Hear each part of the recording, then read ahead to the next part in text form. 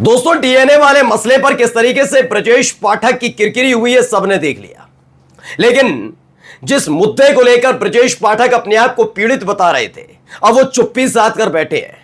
आज आपको दिखाने जा रहा हूं कि ब्रजेश पाठक बड़े आहत हो गए थे जब समाजवादी पार्टी के आईटी सेल की तरफ से उनके खिलाफ एक अभद्र टिप्पणी की गई थी, जिसे खुद अखिलेश यादव ने गंभीर माना था और समाजवादी आईटी सेल के तमाम जो काम करने वाले लोग हैं उनको फटकार भी लगाई थी।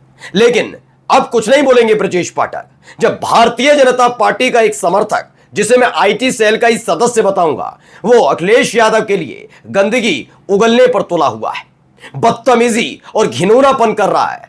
वो भाजपाई चिंटू बनकर किस तरीके से हरकतें कर रहा है, नफरत उगल रहा है। अखिलेश यादव की तस्वीरों के साथ न केवल छेड़खानी बल्कि घिनौनापन कर रहा है। अब न भारतीय जनता पार्टी को फर्क पड़ता है, न ब्रजेश पाठक को, न योगी आदित्यनाथ को, न केशव प्रसाद मौर्य को, ये अपने ही इस कार्यकर्ता को नैतिकता सिखा दें। आज मैं आपको दिखाऊंगा भारतीय जनता पार्टी की असली सोच कैसे चिंटुओं के सहारे चलती है। नमस्कार, मैं हूं प्रज्वल गौतम और आप देख रहे हैं न्यूज सर्किल।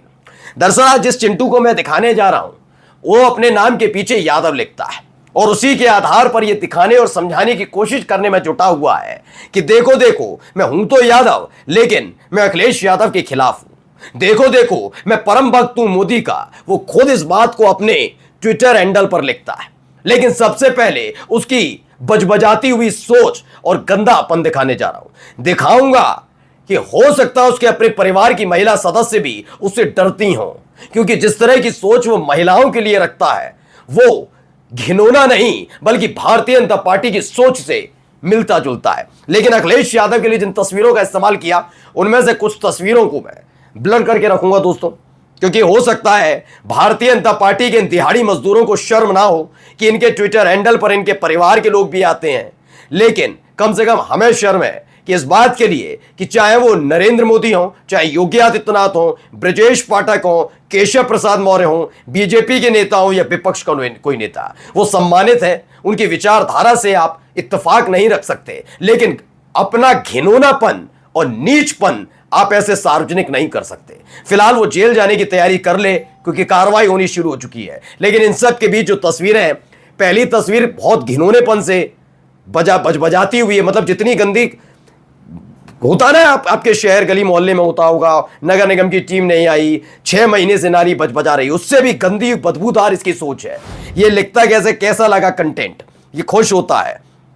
ये राजकुमार भाटी जो समाजवादी पार्टी के प्रवक्ता हैं, जो तमाम न्यूज़ चैनल पर जाकर बीजेपी के नेताओं की बैंड बजा देते हैं, जो अपने आप को चलता फिरता गूगल कहते हैं, सुधांशु त्रिवेदी, उनकी भी बोलती राजकुमार भाटी के सामने बंद हो जाती है। उन्हें राजकुमार भाटी को टैग करते हुए लिखते हैं कैसा लगता है, कैसा लगा कंटेंट। मुझे लगता है ये अपने पारिवारिक सदस्यों को भी ऐसा कंटेंट भेजकर पूछ ले कैसा लगा कंटेंट। आप कहेंगे परिवार पर क्यों? क्योंकि बात यह है कि आप जब सार्वजनिक जीवन में होते हैं तो आपको कई चीज़ों से गुजरना पड़ता है। मेरा जो चैनल लोग देख रहे हैं, मैं पूरी जिम्मेदारी के साथ कह सकता हूं, हम सब लोग अपने सोशल मीडिया हैंडल्स पर कभी अपनी, हो सकता है कई लोग धूम्रपान करते हैं, कई लोग सेवन करते हैं मदिरा का, मीट खाते हों, कई और तरह के शौक हों, क्या आप सार्वजनिक तौर पर उसको अपने सोशल मीडिया हैंडल पर डालते हैं? नहीं, क्योंकि आप जानते हैं इस बात को कि आपके परिवार के सदस्य उस पर मौजूद हैं। लेकिन जब ऐसे लोग होते हैं ना जो नफरती चिंटू बन जाते हैं, उनको फर्क नहीं पड़ता कि उनके परिवार के लोग, कम से कम मत चिंता करो दुनिया की, समाज की, अपने परिवार की चिंता करोगे कि परिवार के सदस्य भी वही तस्वीरें देखते होंगे। इतनी घिनौनी है कि इसे मैं बिना ब्लर के नहीं दिखा सकता। दूसरी तस्वीर में टीएमसी, देखिए राजकुमार भाटी से फिर कहता है ये आदमी टीएमसी बहुत बढ़िया राजनीतिक दल नहीं है। देखिए अरुण यादव फिर लिखता है ये गंदा शब्द लिखे राजकुमार भाटी के लिए, अब हम सुअर अखिलेशुद्दीन का शिकार करेंगे। ये देखो, ये करेगा 2 टके का आदमी। एक है कैसा लगा कंटेंट, टीएमसी बहुत अच्छी पार्टी है, ये इस तरीके से बदतमीजियां करता है। कई और तस्वीरें भी हैं, ये देखिए दाढ़ी बढ़ाती गई है, सर पर लाल टोपी, अखिलेश यादव की छेड़खानी करता है अखिलेश यादव की तस्वीर के साथ और अपने आप को बहुत बड़ा ज्ञानी समझता है। तुम्हें मैं बता दूं पूरी जिम्मेदारी के, तुमसे बड़ा लुच्चा कोई नहीं है। हिम्मत, दरअसल क्या है ना, जिन पर तर्क खत्म हो जाते हैं, तर्क नहीं होते, जैसे बीजेपी के नेताओं पर देखिए तर्क नहीं है, तो ओ मियां बैठ जा, तू ये कर ले वो कर ले। और इस दौर में बीजेपी का वही नेता सर्वोपरि है। नाम लेकर बताता हूं, संबित पात्रा पर कौन सा ज्ञान, लेकिन उन पर यही आता, वो आज सांसद है। कंगना रनौत का ज्ञान बता दो आप मुझे। इसे भी पता है इस आदमी को, अरुण यादव को, ज्ञान की जरूरत नहीं नफरत की जरूरत है। जितनी नफरत बांटोगे, जितनी बजबजाती हुई गलीच बातें करोगे, उतनी तेजी के साथ आगे बढ़ोगे। और ये मैं नहीं कह रहा हूं, अभी आपको दिखाता हूं क्या लिखा हुआ है, पढ़िए, देखिए। We love you Modi ji. अब बताइए, जिसके विचारों में मोदी जी रहते हो, उसके विचार में इतनी बजबजाती सोच है, तो इस सोच का जनक कौन हो सकता है?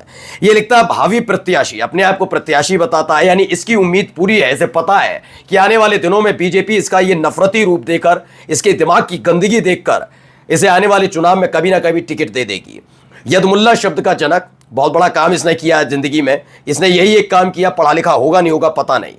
अब भानु नंद लिखते हैं, अरुण यादव नाम से जो आईडी चला रहा है, ये व्यक्ति संघ और भाजपा का समर्थक है। इसने विपक्ष के तमाम नेताओं को अपमान किया है। इसकी गिरफ्तारी एवं इसके ट्विटर अकाउंट को सस्पेंड कराने के लिए दबाव बनाए, मजबूती से लिखे हैं। बिल्कुल सही है।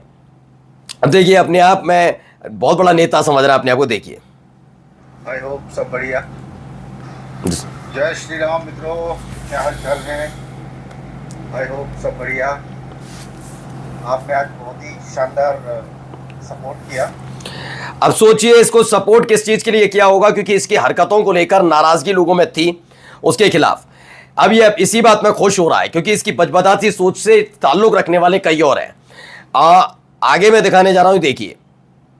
मनीष तिवारी हैं, वैसे हैं कांग्रेस के। उन्होंने लिखा, जिसे तू सनातनी कह रहा है वो दरअसल बीजेपी आईटी सेल का भाड़े का ट्रोल है।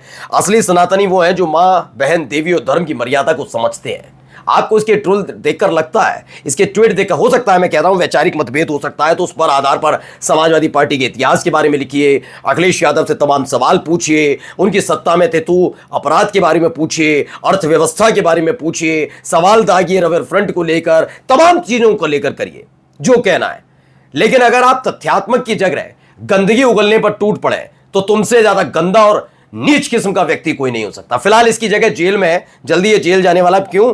देखिए, अपूर्व भारद्वाज लिखते हैं, इस नफरती चिंटू के खिलाफ कल एफआईआर दर्ज हो गई और इसके हो जाएगी, और इसके सारे साथी बकरी, रगड़बग्गा और मिस्टर चूहा भी तैयारी कर लें। इन सबको जेल भेजने का इंतजाम कर लिया गया है, यानी जल्दी ये जेल जाने वाला है, इस तरह का दावा किया जा रहा है।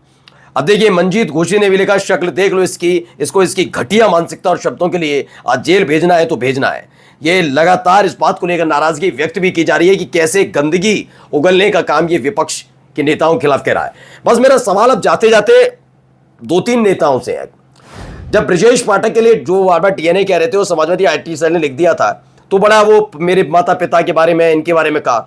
इस पर कभी बोला है क्या इसके खिलाफ एफआईआर दर्ज कराएंगे, या फिर वो I love you Modi ji लिखने की वजह से बख्श दिया जाएगा? है योगी आदित्यनाथ, आप कुछ कहेंगे? आप तो कल बहुत बड़ा ज्ञान दे रहे थे, कल परसों ब्रजेश पाठक पर की गई टिप्पणी को।